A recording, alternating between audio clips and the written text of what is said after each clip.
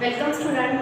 Biomolecule या टॉपिकच्या आधीच्या लेसनमध्ये आपण स्टडी केलं की एन्झाईम जे हे एन्झाईम रिॲक्शनचा रेट ट्रिमेंडसली एनहान्स करत असतात. सो त्याच्यामध्ये तुम्हाला एक एक्झाम्पल सांगितलं होतं. H2O आणि कार्बन डायऑक्साईड जेव्हा कंबाईन होतात तेव्हा कार्बोनिक ॲसिड फॉर्म होतं. सो ही एक फिजिकल प्रोसेस आहे. नॉर्मली ॲटमॉस्फिअरमध्ये ही कॅरी आउट होत असते. सो ही एन्झाईम कॅरी आउट करण्यासाठी आपल्या बॉडीमध्ये कार्बोनिक अनहायड्रेट्स हे एन्झाईम असतात आणि या एन्झाईमच्या प्रेझेन्समध्ये जर रिॲक्शन कॅरी आउट केली तर जवळपास 6 लाख मॉलिक्यूल पर सेकंड जे आहेत ते फॉर्म होतात. पण जर एन्झाईम नसेल, जर एन्झाईमने रिॲक्शन कॅटलाइज नाही केली तर त्या कंडिशनमध्ये 200 मॉलिक्यूल पर आवर जे आहे ते तयार होतात. सो इन शॉर्ट H2O आणि CO2 कंबाईन होणार आहेत आणि कार्बोनिक ॲसिड तयार होणार आहे. पण विदाउट कॅटलिस्ट और विदाउट एन्झाईम ही जी प्रोसेस आहे ती खूप स्लो आहे. हे जर एन्झाईम प्रेझेंट असेल तर रिॲक्शनचा रेट जो आहे तो खूप हाय आपल्याला पाहायला मिळतो. सो यावेळी आपल्या माइंडमध्ये एक क्वेश्चन येईल की how do enzyme bring about such high rate of chemical conversion. कुठलंही एन्झाईम जे आहे तेवढा ट्रिमेंडस रेट, एवढी व्हेलॉसिटी कसं इन्क्रीज करतं. सो एन्झाईमचा ॲक्च्युली कसं ॲक्शन चालवले थोडंसं अजून डिटेल आपल्याला एन्झाईमला समजून घ्यावं लागेल. तेव्हा आपल्याला समजेल की एन्झाईम जो आहे तो एवढा हाय रेट कसा आणतो केमिकल कन्व्हर्जनचा. सो याच्यामध्ये सगळ्यात फर्स्ट सबस्ट्रेट. कोणाला म्हणायचं substrate? What is mean by substrate? A substance which is converted into product. Substrate it is a substance which is converted into product. That substance is called substrate. समजा S हा substrate आहे तर तो असा substance आहे की ज्याच्यामध्ये changes होऊन काय तयार होणार आहे? प्रोडक्ट तयार होणार आहे. सो ज्या सबस्टन्समध्ये चेंजेस होतात आणि नवीन सबस्टन्स तयार होतो, सो ज्या सबस्टन्समध्ये चेंजेस होतात त्या सबस्टन्सला सबस्ट्रेट असं बोललं जातं. So substrate is a substance which is converted into product and that substance is called as substrate. आता याच्यामध्ये एन्झाईमचा रोल कसा आहे बघा. So enzyme it is protein. आपल्याला माहिती आहे की एन्झाईम हे प्रोटीन आहे. Enzyme it is a protein with 3-dimensional structure.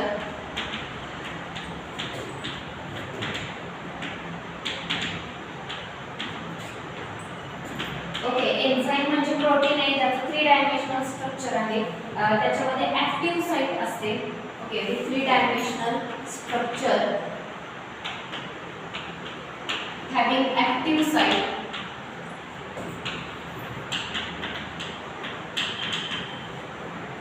Help in this conversion.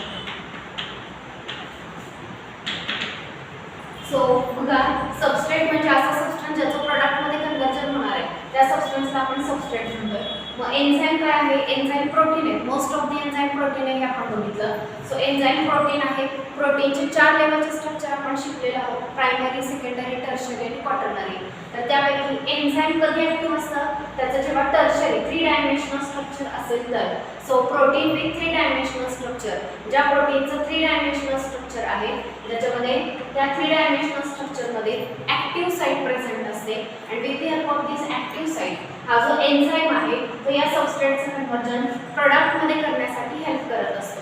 So substrate जो आहे त्याचं कन्वर्जन प्रोडक्टमध्ये होण्यासाठी हेल्प कोणाची मिळणार आहे? एन्झाईमची. एन्झाईम केमिकली काय आहे? Protein with 3-dimensional structure. Protein आहे ज्याचं 3-dimensional स्ट्रक्चर आहे. प्रायमरी किंवा सेकंडरी स्ट्रक्चरमध्ये एन्झाईम काम नाही करू शकत. 3-dimensional टर्शरी स्ट्रक्चर असणं गरजेचं आहे. या स्ट्रक्चरमध्ये ॲक्टिव्ह साईट असते आणि त्याच्या मदतीनं एन्झाईम जो आहे तो सबस्ट्रेटचं कन्वर्जन प्रोडक्टमध्ये करतो. आता याच्यामध्ये ट्रान्झिशन स्टेट स्ट्रक्चर येतं म्हणजे काय सांगा? Transition state structure when substrate bind to the active site of enzyme, when substrate bind to the active site of enzyme,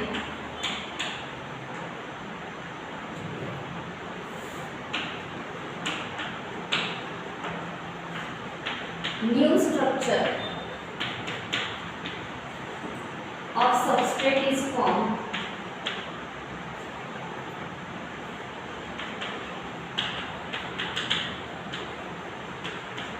called transition state structure. So transition state structure म्हणजे काय, तर suppose हे एखादं enzyme असेल, तर या enzyme मध्ये एक ऍक्टिव्ह साइट आहे. या ऍक्टिव्ह साइटला जेव्हा सबस्ट्रेट बाइंड होणार तेव्हा एन्झाईम सबस्ट्रेट या पद्धतीने कॉम्प्लेक्स तयार होतो. हा बाइंड झाला की एन्झाईम स्वतःचं स्ट्रक्चर अशा पद्धतीने चेंज करतो किंवा ते पॉकेट असं चेंज करतो की ते अजून टाईट बाइंडिंग होतं त्या सबस्ट्रेट बरोबर, आणि त्यानंतर तिथं बॉन्ड ब्रेकिंग मेकिंग तयार त्या ठिकाणी होणार आहे. म्हणजे सबस्ट्रेटमध्ये ओरिजिनल बॉन्ड असतील ते ब्रेक केले जातील, नवीन बॉन्ड तयार केले जातील आणि नवीन प्रोडक्ट तयार केलं जाईल. या पद्धतीनं सबस्ट्रेटचं कन्व्हर्जन प्रोडक्टमध्ये होणार आहे, पण कोणाच्या मदतीने होणार आहे, एन्झाईमच्या मदतीनं. सो एन्झाईम आणि सबस्ट्रेट यांचा जो कॉम्प्लेक्स किंवा जी मधली स्टेज तयार झालेली आहे या स्टेजला ट्रान्झिशन स्टेट स्ट्रक्चर असं म्हटलं जातं.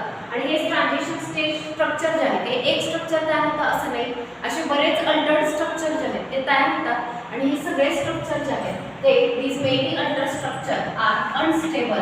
हे स्ट्रक्चर जे आहेत ते अनस्टेबल असतात, म्हणजे हे स्ट्रक्चर ॲज इट इज जास्त वेळ राहू शकत नाही.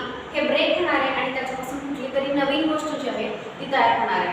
सो बघा, सबस्ट्रेटचं कन्व्हर्जन प्रोडक्टमध्ये होताना हेल्प मिळणार आहे एन्झाईमची. आणि जेव्हा एन्झाईम या सबस्ट्रेटला बाइंड होतो तेव्हा एन्झाईम सबस्ट्रेट कॉम्प्लेक्स तयार होतो. ट्रान्झिशन स्टेट स्ट्रक्चर जे आहे ते त्या ठिकाणी तयार होतं. ट्रान्झिशन स्टेट स्ट्रक्चर बरोबरच बरेच अल्टर्ड स्ट्रक्चर सुद्धा सबस्ट्रेट आणि प्रोडक्टच्या दरम्यान बरेच अल्टर्ड स्ट्रक्चर सुद्धा तयार होत असतात. फक्त हे सगळे स्ट्रक्चर जे आहेत ते अनस्टेबल स्ट्रक्चर असतात. ओके, आणि हे जे अनस्टेबल स्ट्रक्चर आहे, अनस्टेबल म्हणजे ते जास्त वेळ त्या कंडिशनमध्ये राहणार आहे. स्टॅबिलिटी जी आहे ती एनर्जीशी रिलेटेड असते.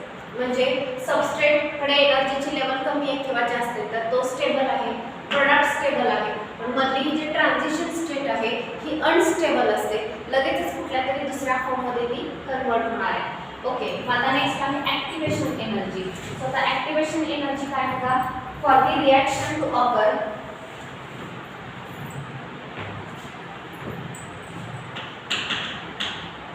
for the reaction to start, external supply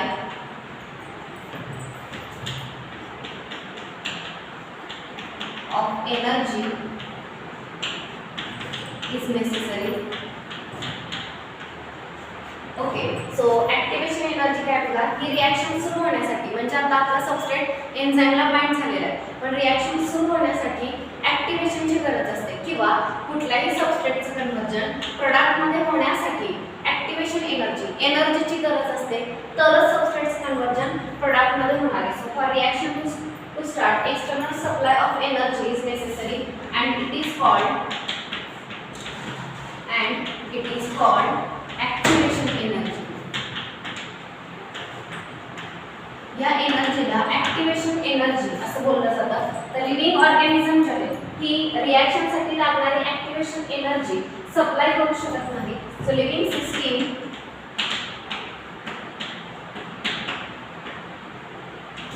cannot supply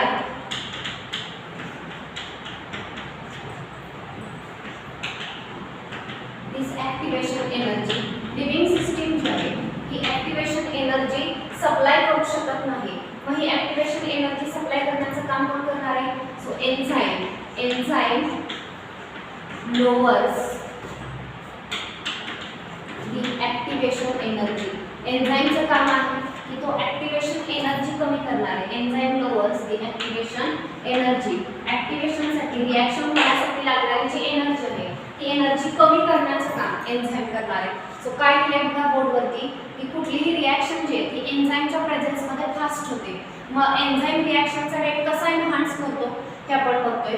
so सगळ्यात first what is made by substrate.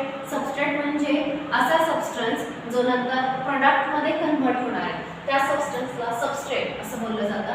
Next आहे एन्झाईम. एन्झाईम म्हणजे काय आहे? सो एन्झाईम हे प्रोटीन आहे ज्याचं 3 डायमेन्शनल स्ट्रक्चर आहे आणि या स्ट्रक्चरमध्ये ॲक्टिव्ह साईट सुद्धा आहे, जी ॲक्टिव्ह साईट सबस्ट्रेटचं कन्व्हर्जन प्रोडक्टमध्ये करण्यासाठी हेल्प करणार आहे. नेक्स्ट आहे transition state structure. Transition state structure म्हणजे काय? When substrate bind to the active site of enzyme. जेव्हा सबस्ट्रेट एन्झाइमच्या ऍक्टिव्ह साइटला बाइंड होतो तेव्हा बरेच अल्टर्ड किंवा नवीन स्ट्रक्चर फॉर्म होतात आणि ते जे नवीन स्ट्रक्चर आहेत किंवा अजूनही काही अल्टर्ड स्ट्रक्चर तयार होतात. सो या नवीन स्ट्रक्चरला ट्रान्झिशन स्टेट स्ट्रक्चर असं म्हटलं जातं आणि हे स्ट्रक्चर जे आहेत ते अनस्टेबल असतात. जास्त वेळ या स्टेजमध्ये ते राहत नाही. तर नेक्स्ट इम्पॉर्टंट पॉईंट की सबस्ट्रेटचं कन्वर्जन प्रोडक्टमध्ये करण्यासाठी एनर्जी जी आहे ती नेसेसरी आहे किंवा एनर्जी गरजेची आहे आणि ही एनर्जी एक्सटर्नली सप्लाय करणं गरजेचं असतं. तर लिव्हिंग सिस्टीम जी आहे ती अशी एनर्जी सप्लाय करत नाही. म्हणजे सबस्ट्रेटचं कन्वर्जन प्रोडक्टमध्ये होण्यासाठी एवढी एनर्जी लिव्हिंग सिस्टीम सप्लाय करत नाही. मग एन्झाईमचा रोल काय असतो? ती एनर्जी कमी करतं. म्हणजे जेवढी एनर्जी लागते तेवढ्या प्रमाणात एनर्जी लागत नाही, खूप कमी एनर्जी लागते आणि त्यामुळे एन्झाईमच्या प्रेझेन्समध्ये ती रिॲक्शन जी आहे ती फास्ट कॅरी आउट केली जाते. हे कंटेंट सगळ्यांना समजले का? बघा सगळ्यांनी नोट करा हे.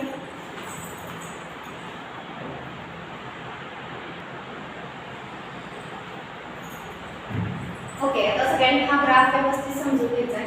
तर या ग्राफमध्ये काय केलेलं आहे बघा, एक्स ॲक्सिस आणि वाय ॲक्सिस दोन ॲक्सिस आहेत.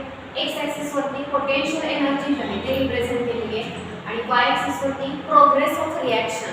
रिॲक्शनची प्रोग्रेस म्हणजे पुढे आता तो कशामध्ये कन्वर्ट झालेला आहे हे आपल्याला वाय ॲक्सिस वरती दिसते. सो बघा फॉर एक्झाम्पल पोटेन्शियल एनर्जी म्हणजे energy store in the body. बॉडीमध्ये स्टोअर असलेली जी एनर्जी आहे या एनर्जीला आपण पोटेन्शियल एनर्जी असं म्हणतो. तर या लेवलला या ठिकाणी आपण सबस्ट्रेट दाखवलेलं आहे ज्याच्याकडे एवढी पोटेन्शियल एनर्जी जी आहे ती प्रेझेंट आहे. ओके, आता हा जो सबस्ट्रेट आहे या सबस्ट्रेटचं कन्वर्जन प्रोडक्टमध्ये होणार आहे. ओके, सबस्ट्रेटचं कन्वर्जन प्रोडक्टमध्ये होत असताना मध्ये तुम्हाला इथे पीक दिसणार आहे. तर हा जो वरचा डोम शेप कर्व जो दिसला हा जो पॉईंट आहे याला म्हटलं जातं ट्रान्झिशन स्टेट. सो कोणत्याही सबस्ट्रेटचं कन्वर्जन प्रोडक्टमध्ये होत असताना त्याला ट्रान्झिशन स्टेटमधून पास व्हावं लागतं तेव्हा सबस्ट्रेटचं कन्वर्जन जे आहे ते प्रोडक्टमध्ये होणार आहे. सो सबस्ट्रेटचं कन्वर्जन प्रोडक्टमध्ये होत असताना जी काही एनर्जी रिक्वायर्ड आहे हे मध्ये ट्रान्झिशन स्टेटमध्ये जाण्यासाठी जी काही एनर्जी लागते या एनर्जीला ॲक्टिवेशन एनर्जी असं म्हटलं जातं. आता तुम्हाला इथं दोन पीक दाखवलेले आहेत, एक येलो कलरमध्ये दाखवलेला आहे, दुसरा व्हाईट कलरमध्ये दाखवलेला आहे. येलो कलरमध्ये जो पीक दाखवलेला आहे तर तो कशाचा आहे?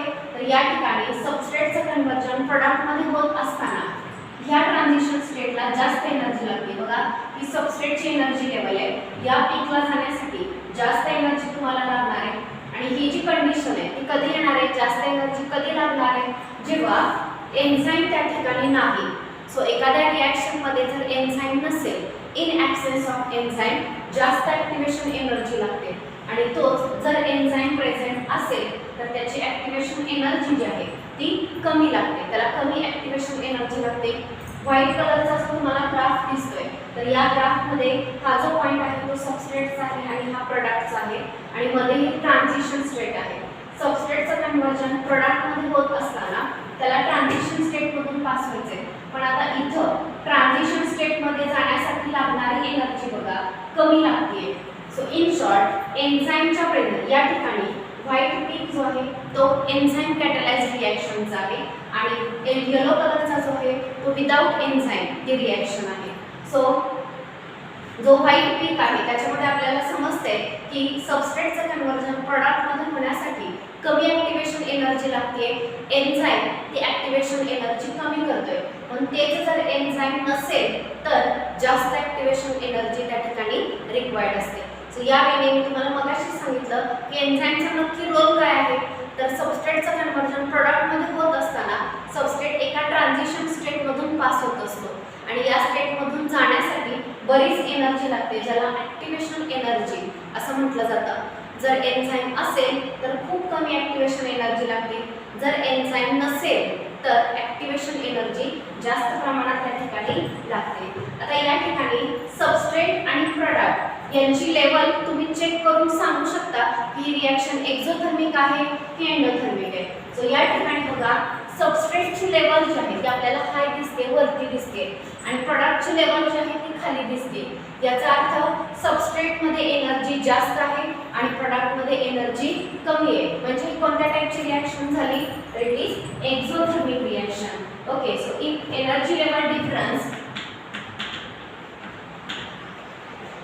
if energy level difference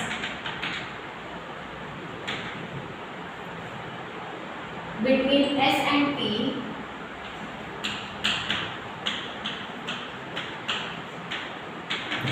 is such that S आणि P मधला एनर्जी लेवल डिफरन्स असा आहे की P is at lower energy level, P is at lower level of energy than S, then it is called exothermic reaction.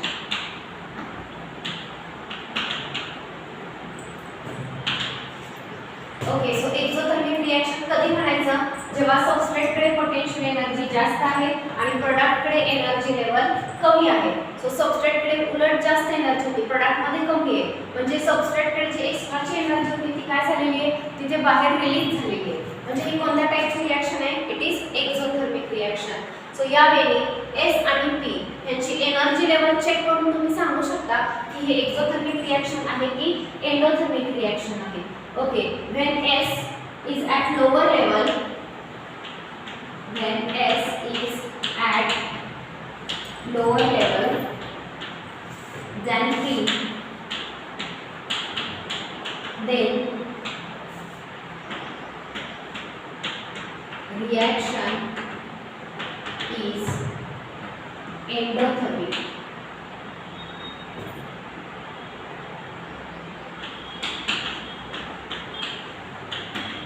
Means energy content, that is energy content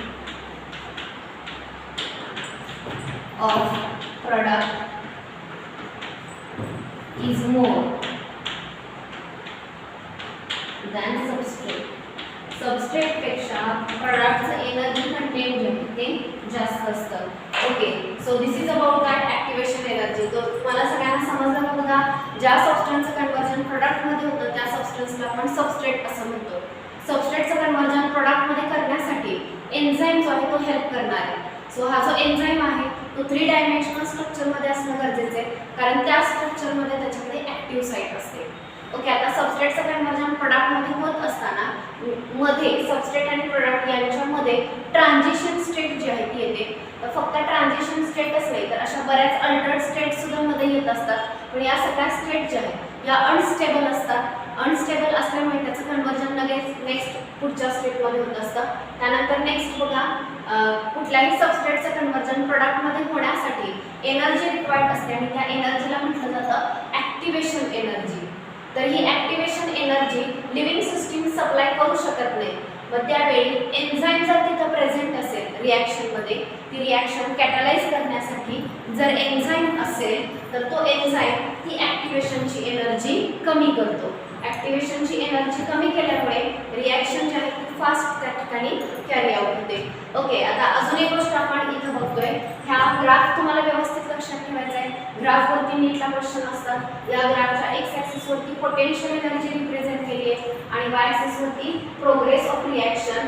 हा जो yellow कलरचा पीक दिसतोय without enzyme ही reaction कॅटलाइज झाली आहे आणि जो white कलरचा आहे तो विथ एन्झाईम ही रिॲक्शन दाखवलेली आहे. सो दोन्ही ठिकाणी आपल्या लक्षात येईल विदाउट एन्झाईम जास्त ॲक्टिवेशन एनर्जी लागते, विथ एन्झाईम कमी ॲक्टिवेशन एनर्जी लागते. Last thing, by comparing energy level of substrate and product we can predict whether this reaction is endothermic or exothermic. So how we can predict, see, if substrate energy level is more than the product energy level, in that condition this reaction is exothermic reaction. And when substrate energy level is less than product ची energy level जास्त आहे substrate ची कमी आहे, असं जर असेल तर ती रिॲक्शन जी आहे ती कुठल्या टाईपची असते, एंडोथर्मिक रिॲक्शन. प्रोडक्टचा एनर्जी कंटेंट सबस्ट्रेट पेक्षा जास्त असतं. हे दोन्ही पॉईंट जे आहेत एक्झोथर्मिक एंडोथर्मिक कसं आयडेंटिफाय करायचं हे दोन्ही पॉईंट व्यवस्थित लक्षात ठेवा. So this is about how reaction has done the rate of chemical reaction. So how enzyme has the rate of chemical reaction हे आपण बघितलं. यानंतर नेक्स्ट आपण स्टेट और नेचर ऑफ एन्झाईम ॲक्शन, वेगवेगळ्या स्टेपमधून एन्झाईम कसा रोल प्ले करतो हा नेक्स्ट आपण पॉईंट बघतोय समजा.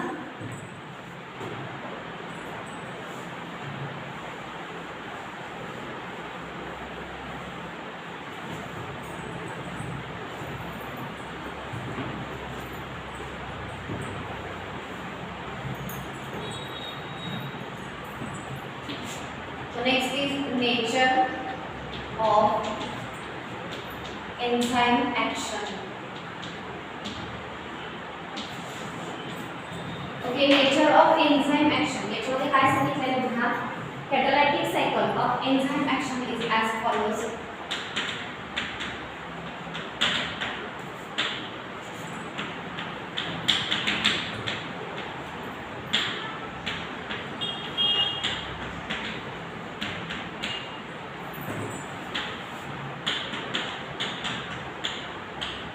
एन्झाईम ॲक्शनची कॅटॅलिटिक सायकल कशी आहे बघा. फर्स्ट द सबस्ट्रेट बाइंड, सबस्ट्रेटला डिनोट करण्यासाठी एस हा सिंबल यूज केला जातो. Substrate bind to the enzyme at active site.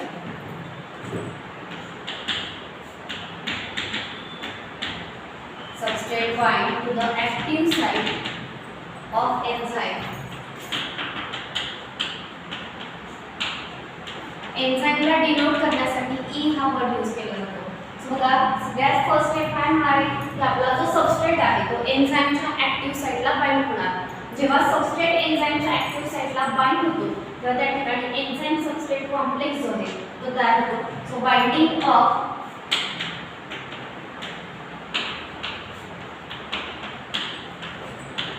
Substrate to enzyme induces change in enzyme or induces the enzyme to alter, induces the enzyme to alter its structure. So imagine करा हा जर आपला enzyme असेल आणि ही एन्झाईमची active site असेल. या active साइटला जेव्हा आपला सबस्ट्रेट बाइंड होतो सबस्ट्रेटच्या बाइंडिंगमुळे ह्या एन्झाईमचं स्ट्रक्चर जे आहे ते थोडंसं चेंज होतं, स्ट्रक्चर अल्टर होतं and it bind more tightly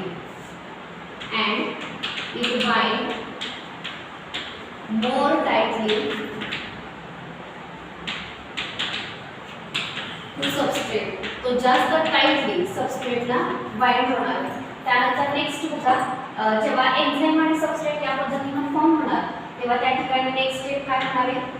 So in this next the active site of enzyme in close proximity of substrate, the active site in enzyme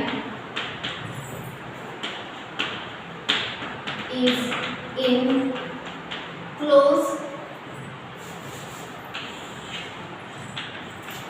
proximity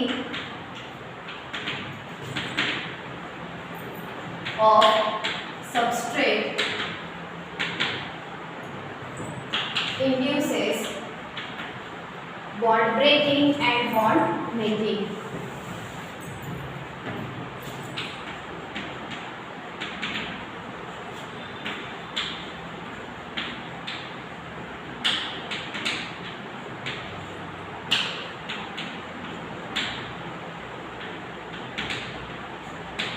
okay, so काय दिलेलं आहे बघा. पहिल्यांदा तर एन्झाईम कॅटॅलायटिक पॉवर किंवा enzyme कसा role play करतो ते दिलेले. सगळ्यात first substrate bind to the active site of enzyme. एन्झाईमच्या ॲक्टिव्ह साइटला सगळ्यात पहिल्यांदा सबस्ट्रेट बाइंड होतो. एन्झाईमच्या ॲक्टिव्ह साइटला सबस्ट्रेट बाइंड झाला की या एन्झाईमचं स्ट्रक्चर थोडंसं अल्टर होतं आणि एन्झाईम त्या सबस्ट्रेटच्या बाजूला अजून टाईटली बाइंड केला जातो. जेव्हा टाईट बाइंडिंग होतं त्यानंतर ही ॲक्टिव्ह साइट या एन्झाईमच्या खूप क्लोज प्रॉक्सिमिटीमध्ये येते आणि ॲक्टिव्ह साइट सबस्ट्रेटच्या खूप जवळ जेव्हा येणार तेव्हा त्या सबस्ट्रेटमधले बॉन्ड जे आहेत ते ब्रेक होतात आणि नवीन बॉन्ड त्या ठिकाणी तयार होतात. सो बॉन्ड ब्रेकिंग आणि बॉन्ड मेकिंग त्या ठिकाणी होणार आहे. Okay, so it is bond breaking आणि bond making. So new substrate, new product is form.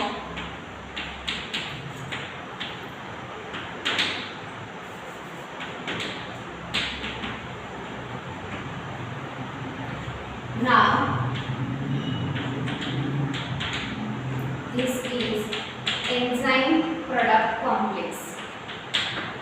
So पहिला तर आपल्याकडे फक्त एन्झाईम आणि सबस्ट्रेट होतं. जेव्हा एन्झाईम आणि सबस्ट्रेटचं बाइंडिंग झालं तेव्हा एन्झाईम सबस्ट्रेट कॉम्प्लेक्स तयार झाला, टाईट फिटिंग झालं एन्झाईमचं आणि सबस्ट्रेटचं.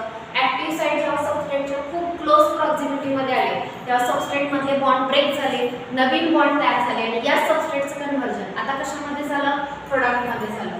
सो एन्झाईम सबस्ट्रेट कॉम्प्लेक्स जो आहे तो आता एन्झाईम प्रोडक्ट कॉम्प्लेक्समध्ये कन्व्हर्ट झाला.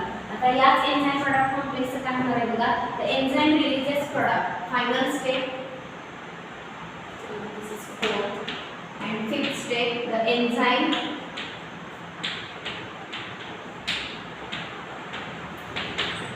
Releases product. एन्झाईम जो आहे तो काय करणार आहे, प्रोडक्ट रिलीज करणार आहे. So now enzyme releases product and free enzyme is ready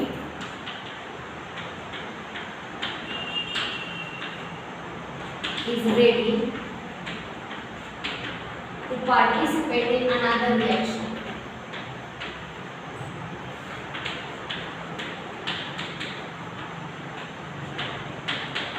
दुसऱ्या रिएक्शन मध्ये पार्टिसिपेट होण्यासाठी आता हे जे एन्झाईम आहे ते रेडी आहे किंवा फ्री आहे. So in this way enzyme act in this 5 step. So पहिल्या स्टेप मध्ये सांगितलं की सबस्ट्रेट जो आहे तो एन्झाईमच्या ऍक्टिव्ह साइटला बाइंड होतो. सबस्ट्रेटचा एन्झाईमच्या ऍक्टिव्ह साइटला बाइंडिंग झालं की तो सबस्ट्रेट एन्झाईमचं स्ट्रक्चर चेंज करतो आणि तो एन्झाईम सबस्ट्रेटला अजून टाईटली बाइंड होतो. जेव्हा टाईट बाइंडिंग होणार आहे एन्झाईम सबस्ट्रेटचं तेव्हा त्याला आपण एन्झाईम सबस्ट्रेट कॉम्प्लेक्स असं म्हणणार.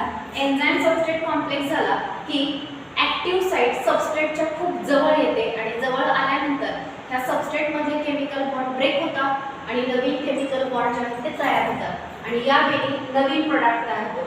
पण तयार झालेला प्रोडक्ट अजून एन्झाईमच्या सोबतच आहे. सो नाव पहिला एन्झाईम सबस्ट्रेट कॉम्प्लेक्स होता, बॉन्ड ब्रेकिंग मेकिंग होऊन आता हा सबस्ट्रेट प्रोडक्टमध्ये कन्वर्ट झाला पण अजून एन्झाईमच्या जवळ आहे. So now it is enzyme product complex आणि फायनली हा जो प्रोडक्ट आहे तो रिलीज केला जाईल आणि हे जे एन्झाईम आहे ते दुसऱ्या रिॲक्शनसाठी रेडी होणार किंवा तयार होणार.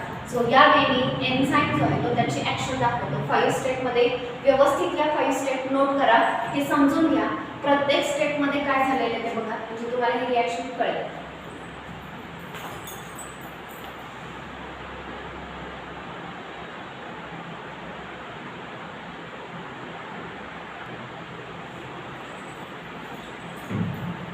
ओके, यानंतर एन्झाईमच्या रेटवरती अफेक्ट करणारे वेगवेगळे फॅक्टर्स आहेत. लाईक पीएच, टेम्परेचर अफेक्ट करतं एन्झाईमच्या रेटवरती किंवा इनहिबिटर सबस्टन्स, दुसरा एखादा केमिकल सबस्टन्स. तर हे वेगवेगळे फॅक्टर जे अफेक्ट करतात तर यांचा रोल जो आहे तो आपण नेक्स्ट लेक्चरमध्ये स्टडी करणार आहोत. आज आपण इथेच थांबतोय. थँक्यू.